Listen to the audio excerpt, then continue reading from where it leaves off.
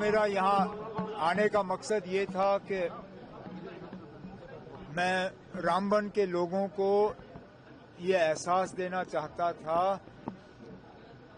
کہ بے شک پہلگام میں ایک بہت بڑا حادثہ پیش آیا، لیکن ہم رامبن کے لوگوں کو بھولے نہیں ہیں۔ میں نہیں چاہتا تھا کہ رامبن کے لوگوں کو یہ لگے کہ اب ہماری ساری توجہ جو ہے وہ پہلگام کی طرف ہے اور رامبن کو ہم بھول گئے۔ تو جیسے ہی سری نگر میں میرا کام تھوڑا کم پڑا، میں فٹافٹ رامبن آیا، اپنے ساتھیوں سے ملا، ایڈمنسٹریشن سے حالات کے بارے میں نے جائزہ لیا۔ High way one way traffic کے لیے کھول دیا گیا ہے۔